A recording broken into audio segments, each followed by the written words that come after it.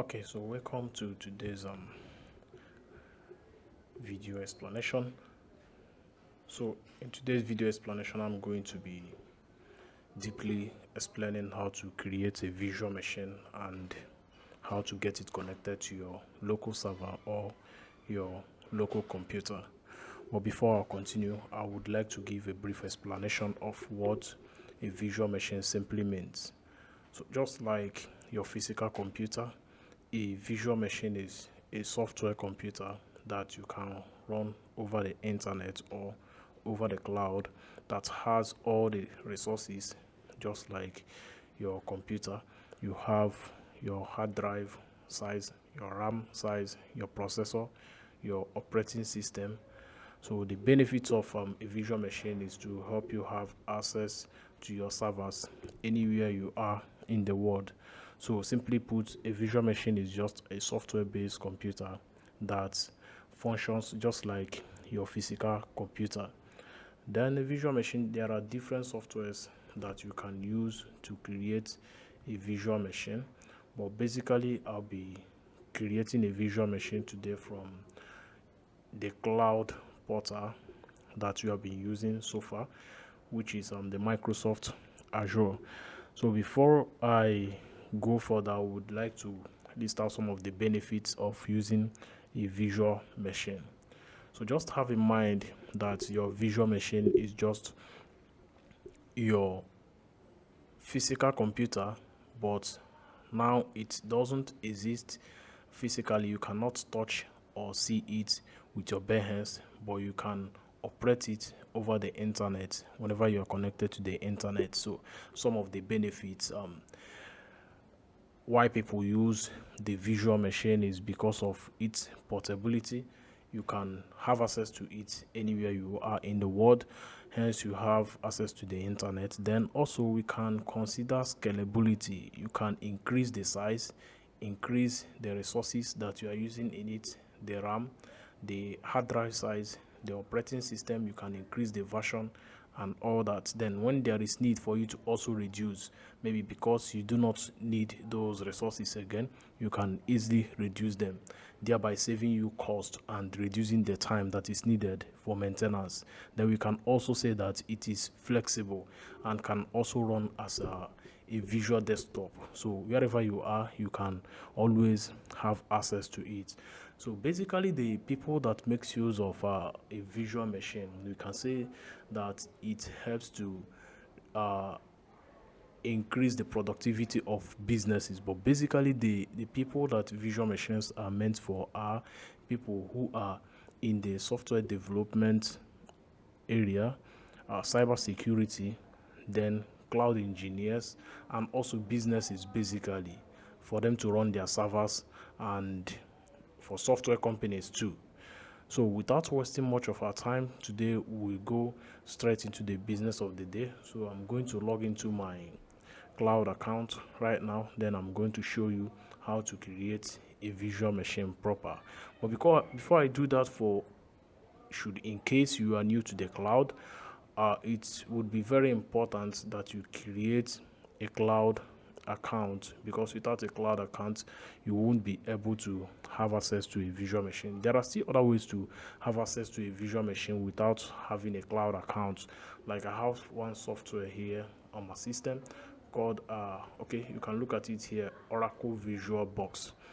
So with this Oracle Visual Box, you can also create a visual machine. So as you can see here, this was a visual machine running a Windows Server 2019 that I created earlier on today, just for the purpose of test running. So if you look at here, it has just 50 gig.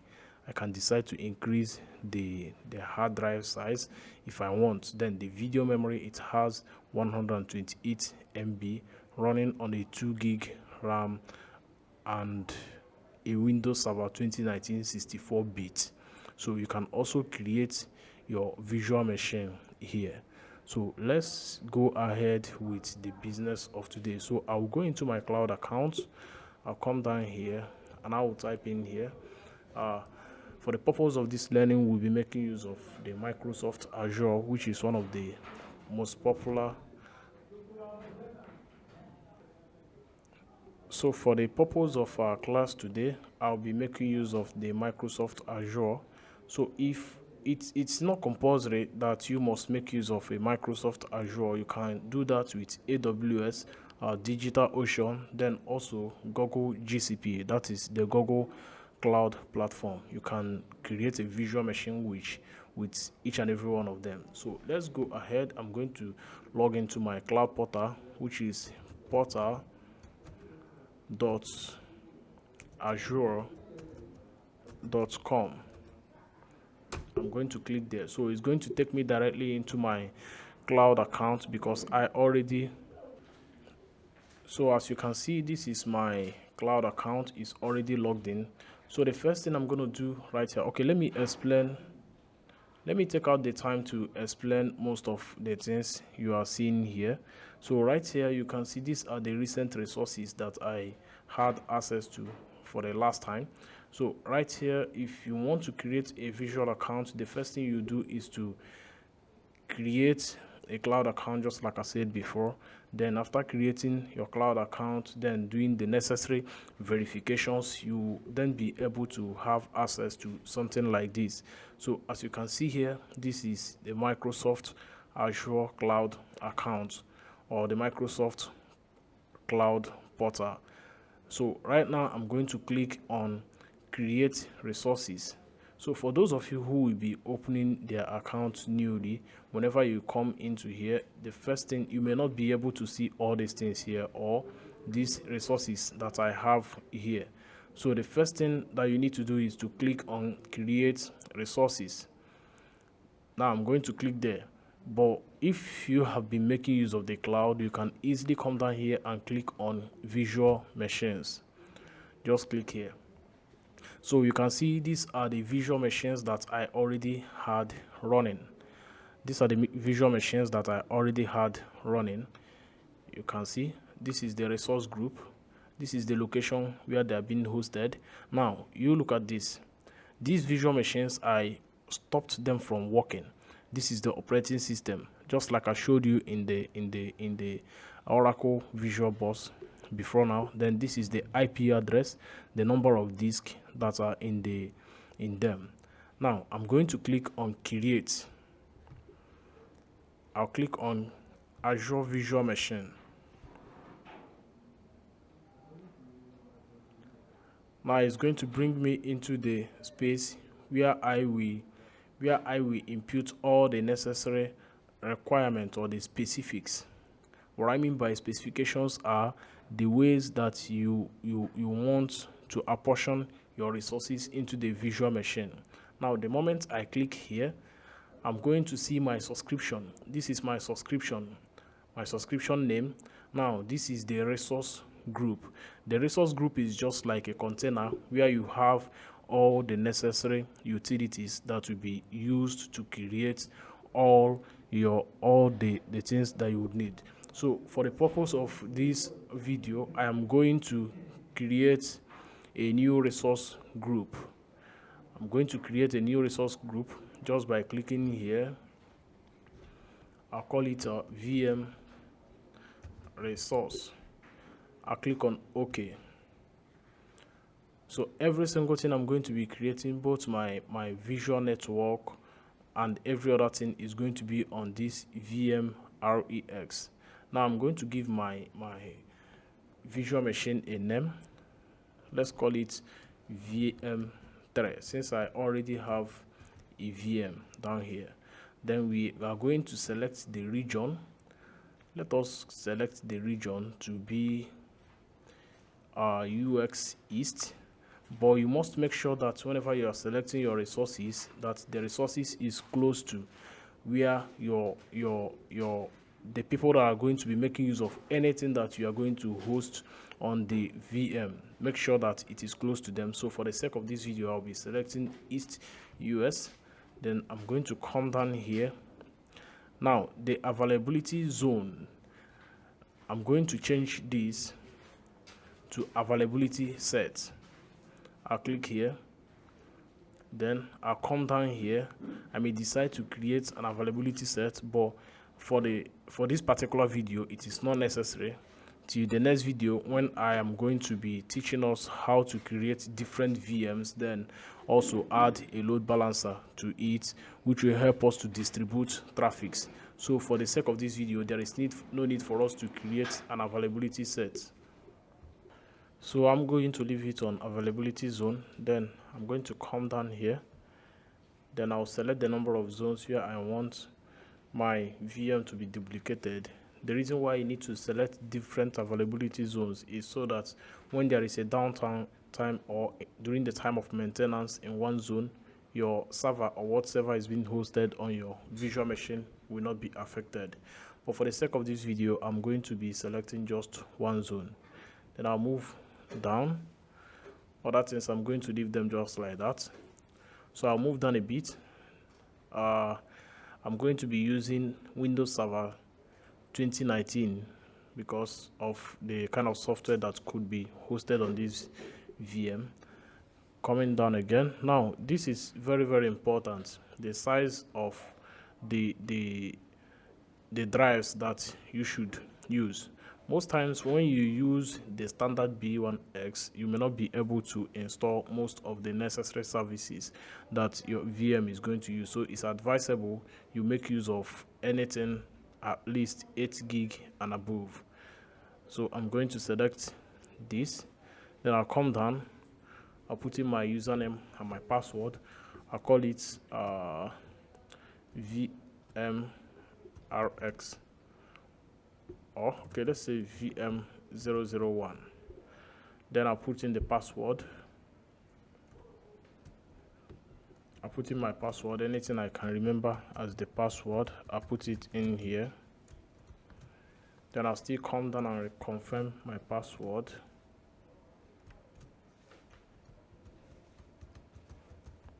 I'm typing in my password. Make sure that the both of them are correct and the same. Then I'm going to come down. This is very, very important for you to be able to have access to your VM. Now you click here, the inbound port, you click here, then you select HTTP port 80. This is where you will have it, where you're going to use to have access to your VM. Then I'll come down here and I'll click on review plus create. Now it's going to check every single thing I've selected down here and qualify or validate if my VM is okay to be hosted or deployed online. Now there must be a mistake for this thing to come up, so let's go and find out what the mistake is and get it fixed immediately. Let's come down. Where is the mistake coming from? Let's find out. Okay, I can't see any mistake down here. I can't see any. Okay, let's review and create again. If everything is correct, it's going to validate and ask us to create our VM without wasting much time. So I'm waiting for it to validate. You can see it's running the final validation. Okay, validation passed. So now let's create our VM. Let's wait for deployment. So I'm going to pause this video. Okay, you can see it's initializing deployment. So I'm going to pause this video and allow it to deploy within the next few minutes before we continue. Thank you. Okay, so it's submitting our deployment. Now you can see it from here. It's submitting our deployment. Now, while that is going on, let me take out the time to consider to explain something down here.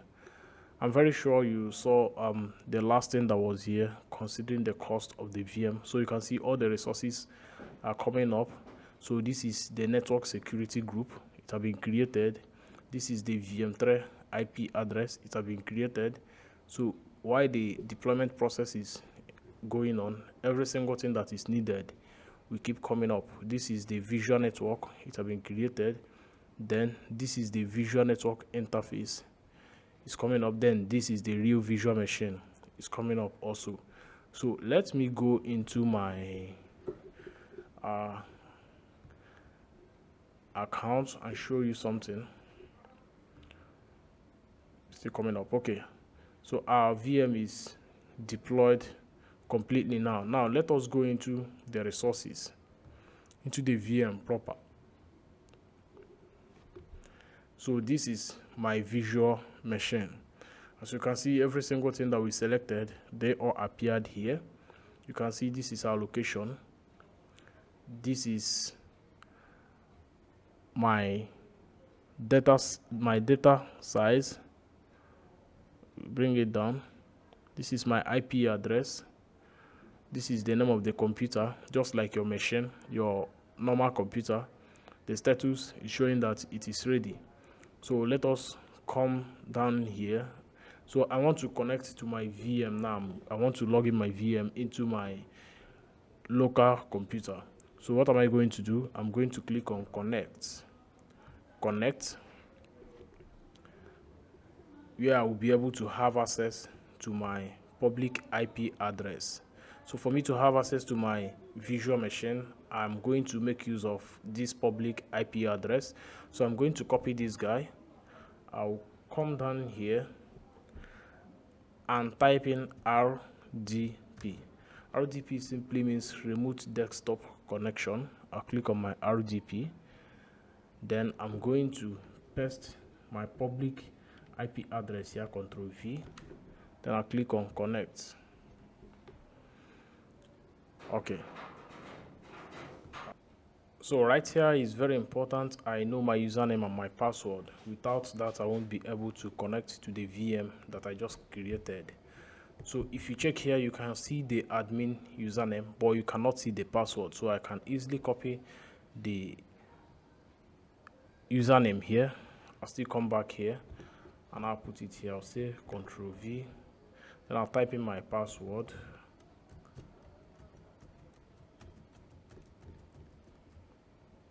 My password is in.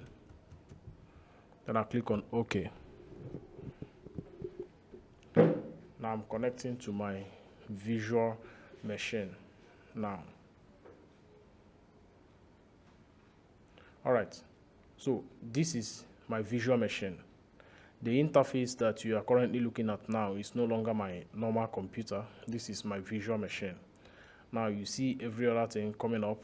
I can minimize it from here. I can still bring it up. So this is my VM. You see it's setting up.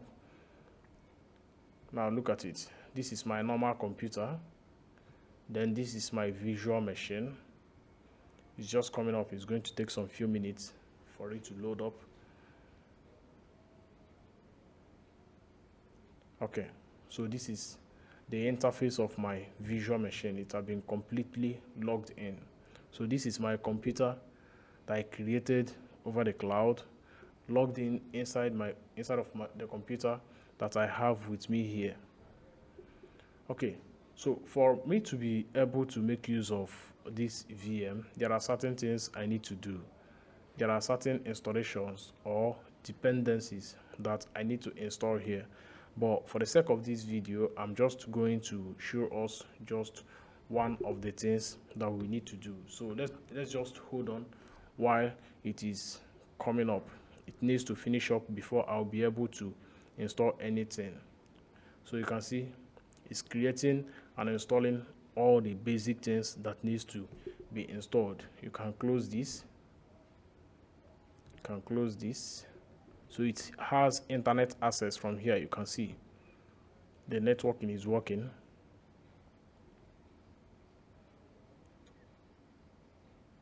So every single thing is getting installed.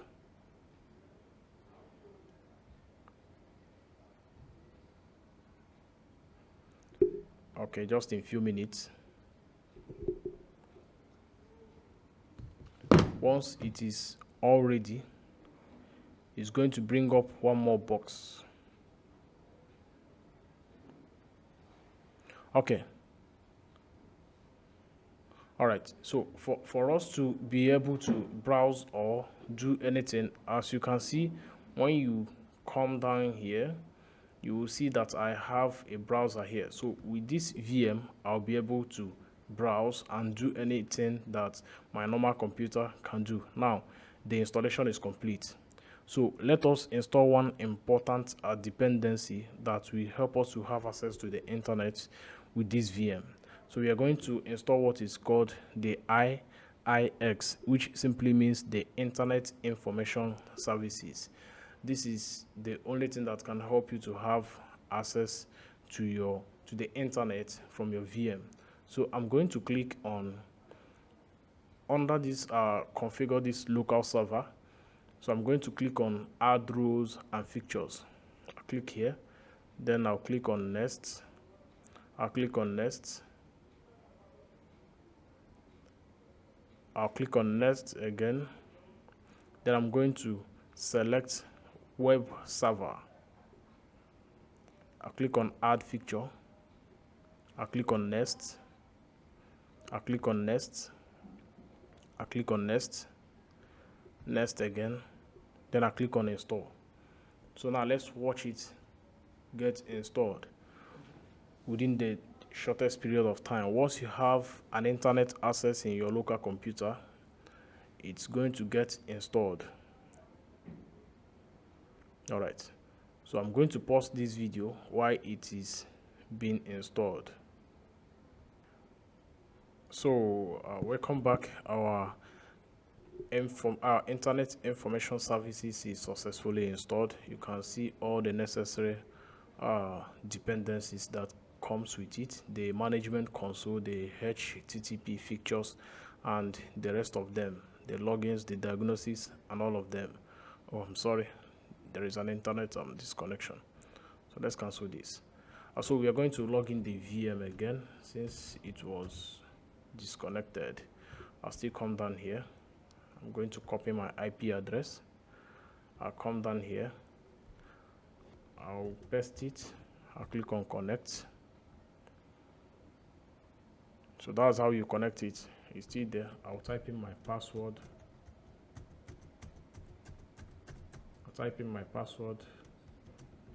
I'll click on OK. Yes. Whenever this thing pops up, just click on yes. Okay, so my VM is back. So I'll click on close. So this VM, when you check, you see that these are server dashboards, server management dashboards. They were 3 before, but right now, before now, we had the file and storage services, we had the local server and all server, but right now we have our IIX. So this is what helps us to have access to the internet and get our server up and running. So we're going to call it a day right here.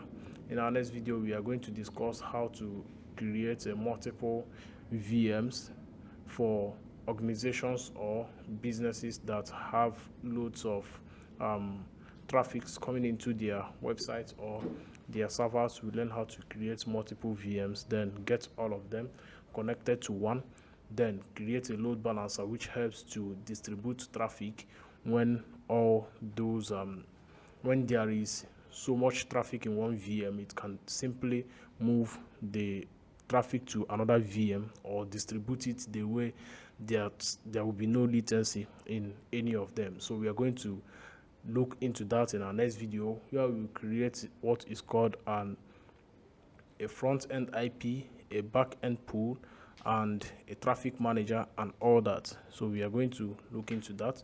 So thank you very much for taking out your time to listen to this. So we'll call it a day right here. Thank you very much.